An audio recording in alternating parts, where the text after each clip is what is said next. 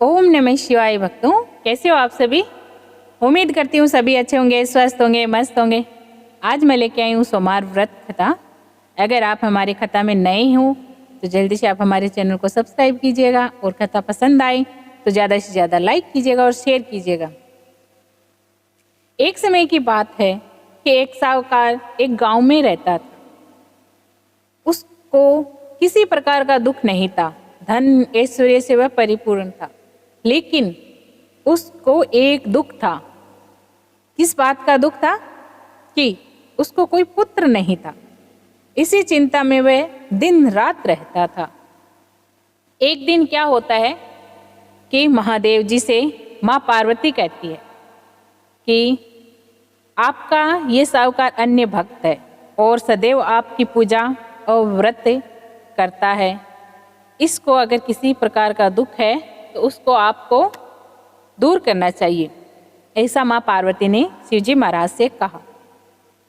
तब माँ पार्वती का कहना सुनकर शिवजी महाराज कहने लगे, हे पार्वती, ये संसार कर्म क्षेत्र है। जैसे किसान खेत में जैसा बीज बोता है वैसा ही फल काटता है। ऐसा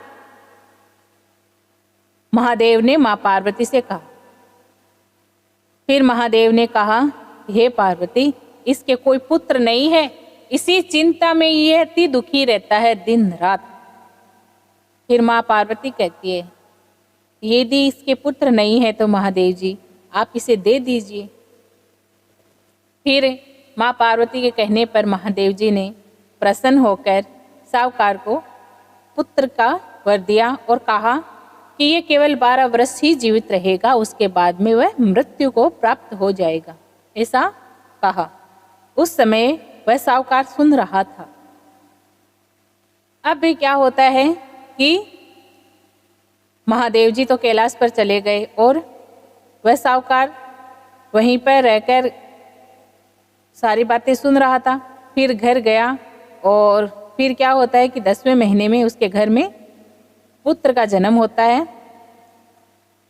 उस पुत्र की सबने खुशियां मनाई, लेकिन साहूकार को अधिक खुशी नहीं उसने प्रकट नहीं की, क्योंकि उसको पता था ना ये केवल 12 वर्ष तक ही जीवित रहेगा। फिर क्या होता है कि उसने न तो किसी को अपनी मन की भेद की बात बताई, यहाँ तक कि अपनी पत्नी को नहीं बताया, और दिन रात महादेव जी के भक्ति में रहता था। फिर क्या होता है कि एक दिन क्या कि वह बालक खेलते कूदते 11 साल का हो गया। अब उसकी माता कहने लगी, बच्चे की माँ, कि मैं अपने पुत्र का विवाह करना चाहती हूँ। पहले क्या छोटे छोटे बच्चों का ही विवाह हो जाता था, अब तो काफ़ी बड़े हो जाते हैं फिर भी नहीं करते। फिर कहा तो साहूकार ने कहा कि मैं अभी अपने पुत्र को काशी जी पढ़ने के लिए भेजूंगा।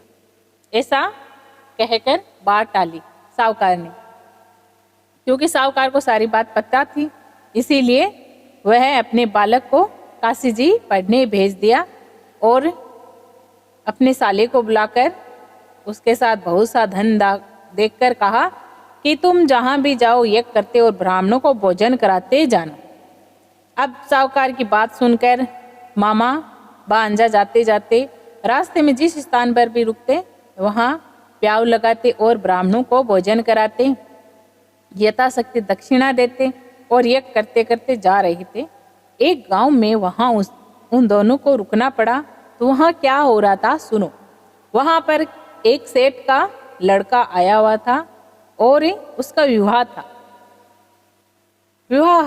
विवाह था तो वह राजकुमार क्या एक आंख से काना था। जो दूल्हा बनकर आया था वह एक आंख से काना था। इस बात को लेकर उस सेठ को बहुत चिंता थी कि कहीं लड़की वाले मेरे बेटे को देखकर विवाह में कोई अड़चन पैदा न कर दे। इसी बात को लेकर वह सेठ के बेटे को देखता है, साहूकार के बेटे को देखता है, तो वह इतनी सुंदर। फिर मामा भांजा से बात करते हैं कि तुम फेरों का कार्य भी और जो तोरण से आला तो वो काम करा दो, तो इसके बदले में आप दोनों को बहुत सा धन दूंगा। और विवाह तो मैं मेरे बेटे के साथ ही संपन्न कराऊंगा।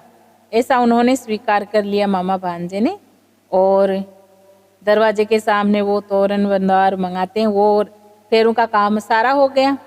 अब क्या होता है कि वह मामा भांजा जाने लगते हैं। वह भांजा जब शादी कर रहा होता है तो फेरा समाप्त हो जाता है, तो वह उसे राजकुमारी के पल्लू पर लिख देता है कि तेरा विवाह तो मेरे साथ हुआ है, लेकिन जिसके साथ तुमको भेजा जाएगा वह एक आंख से काना है। अब वह लड़की देखती है ऐसा, तो वह पढ़ लेती है। पढ़ते ही उसने सारा जो पढ़ा वो सारा अपने मम्मी पापा को सुना दिया। अब उसके मम्मी पापा ने उसके साथ विदा नहीं किया। लड़की ने तो कह दिया इसके साथ मेरा विवाह नहीं हुआ है, मेरा विवाह हुआ है, वह तो काशी जी पढ़ने गया है, ये तो एक आंख से काना है। ये खुलासा हो गया तो बारात तो वापस चली गई और मामा भांजा यज्ञ करने और काशी जी पहुंच गए।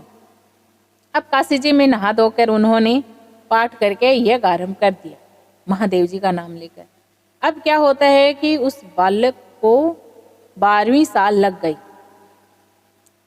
गई तो वह एक दिन मामा भांजा ऐसे पाठ कर रहे थे, यज्ञ कर रहे थे, उतने में कहा मामा जी आज मेरी तबीयत कुछ ठीक नहीं है। तब मामा ने कहा तुम अंदर जाकर सो जाओ। भांजा अंदर जाकर सो गया।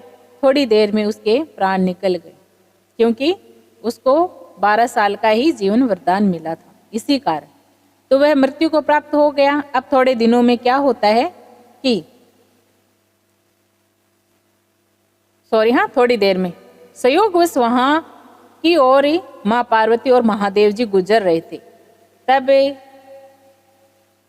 मामा रो रहा था, तो रोने की आवाज सुनकर माँ पार्वती ने कहा महादेव जी कोई दुखिया रो रहा है, चलिए ना चल के देखते हैं कौन रो रहा है। तब जाकर देखते हैं तो माँ पार्वती कहती है महादेव जी यह तो उसी सेठ का लड़का है जो आपके वरदान से हुआ था। तब महादेव जी कहते हैं हे पार्वती इसकी इतनी आयु थी सो ये भोग चुका है। तब माँ पार्वती कहती है महादेव जी ये अगर इसके मम्मी पापा को पता चलेगा तो उन पे क्या बीतेगी, वो जीते जी मर जाएंगे, इसको और आयु दो। महादेव जी ने कहा ऐसा नहीं होता है पार्वती। तो बार बार विनती करने के बाद महादेव जी उसको जीवन वरदान दे देते हैं, तो वह जीवित हो जाता है। और मामा भांजा फिर जैसे पहले कर रहे थे वैसे यह करना और पढ़ना शुरू कर दिया। अब शिवजी और माँ पार्वती जी तो कैलाश चले गए। अब वे दोनों गांव की तरफ वापिस काशी जी पढ़कर रवाना हुए, तो उसी शहर में रुकना पड़ा जहां उसका विवाह हुआ था। तब क्या होता है कि उसके ससुर ने उसे पहचान लिया और अपने घर ले गया। वह ससुर घर ले जाकर खूब खातिरदारी की। खातिरदारी करने के बाद में उसको बहुत सा धन दिया और अपनी कन्यादान उसके साथ करके विदा करके बहुत सा धन दहेज देकर विदा किया। तो गांव की तरफ रवाना हो गए।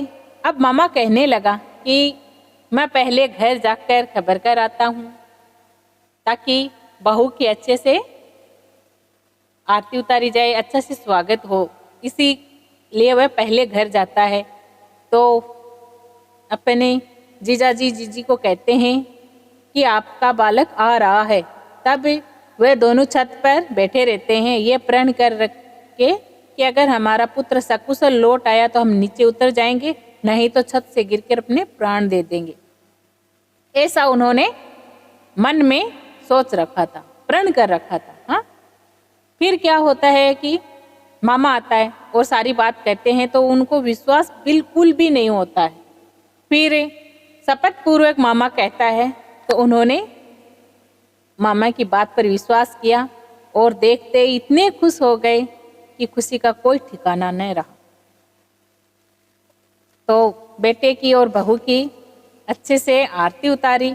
आरती उतारने के बाद में उनको गृह प्रवेश करने के बाद में महादेव जी के मंदिर में ले जाकर आशीर्वाद दिलाया और इसी प्रकार से उन्होंने व्रत और पूजन सोमवार का किया और बड़े धूमधाम से उद्यापन भी किया। तो बोले महादेव बाबा की जय हो। अब आरती। ओम जय शिव ओंकारा, स्वामी जय शिव ओंकारा, ब्रह्मा विष्णु सदा शिव अर्धांगिनी धारा।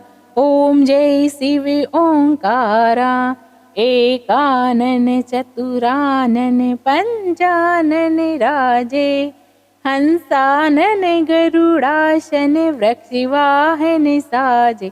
ओम जय शिव ओंकारा, दो भुज चार चतुर भुज दस भुज अति सोहे, तीनों रूप निरखता त्रिभुवन जन मोहे। ओम जय शिव ओंकारा, अक्षमाला मन माला मुंडी माला धारी, त्रिपुरारी कंसारी वरमाला धारो। ओम जय शिव ओंकारा, श्वेतांबर पीतांबर बागांबरी अंगे, सनकादिक बर्मादिक भूतादिक संगे। ओम जय शिव ओंकारा, करम श्रेष्ठ कमंडल चक्र त्रिशूल धरता, जग करता जग हरता जग पालन करता। ओम जय शिव ओंकारा, ब्रह्मा विष्णु सदा शिव जानत अविवेका, प्रणाक्षर के मध्य ये तीनों एका। ओम जय शिव ओंकारा, त्रिगुण शिव जी की आरती जो कोई नर गावे, कहत शिवानंद स्वामी सुख संपत्ति पावे। ओम जय शिव ओंकारा। बोले शिवजी महाराज माँ पार्वती की जय हो। अगर आपको ये कथा पसंद आई है तो लाइक कीजिए, शेयर कीजिए और दूसरे वीडियो में फिर मिलते हैं। राधे कृष्णा।